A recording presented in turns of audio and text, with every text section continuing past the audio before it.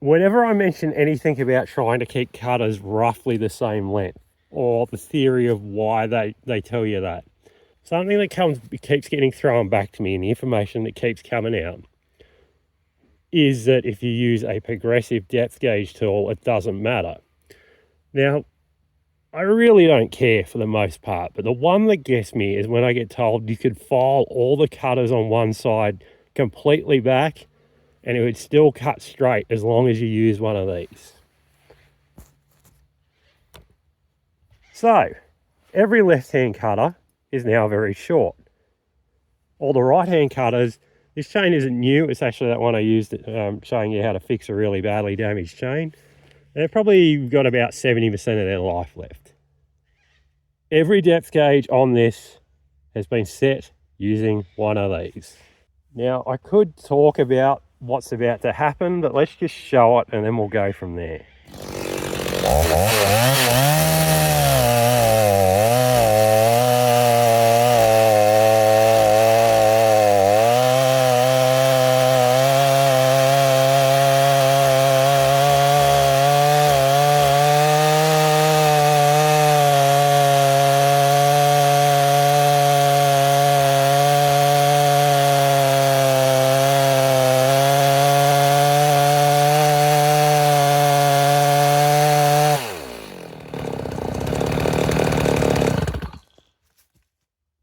Can you see that? It actually looks relatively straight on the camera. We've moved back. See how the saw's canted to one side? So I'll pull this out and we'll explain what's going on. There you go, you can see that cut kicking over there at the end. All right, so what's occurring here? Now, despite these being all set with a progressive depth gauge, there is a limit to what you can overcome. I said this in the jointing and set video. There's only so much you can compensate for before a cutter becomes irrelevant. You cannot overcome this. It doesn't matter. I could snap that off. I could grind down into that tie link and absolutely eliminate any form of depth gauge. It cannot make contact with the wood in an efficient manner. It can't jump up to overcome the height difference between them. Can they compensate for it to a degree? Yes, I have had success using most forms of depth gauge tools, but the teeth need to be within reason.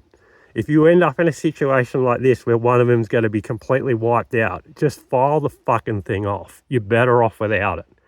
You can leave them. You'll catch up to it eventually. Eventually, these will wear back far enough that you can actually catch up and start using it. But can one side be filed right back and it still cut well? Clearly not.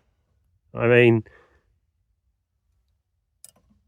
now there's a good chance that people that see this will default back to telling me that I've done it wrong.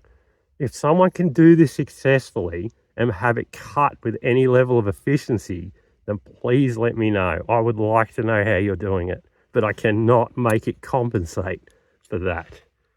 You could theoretically start filing these back and try and find the point that it will catch up, but I really don't want to put that much time and effort into it. This chain was free, so it's better off just going in the scrap bin at this stage. But yeah, keep in mind, yes, in theory, they can compensate, but the cutter, the actual corner, still needs to be able to make contact with the bottom of the kerf for it to be effective.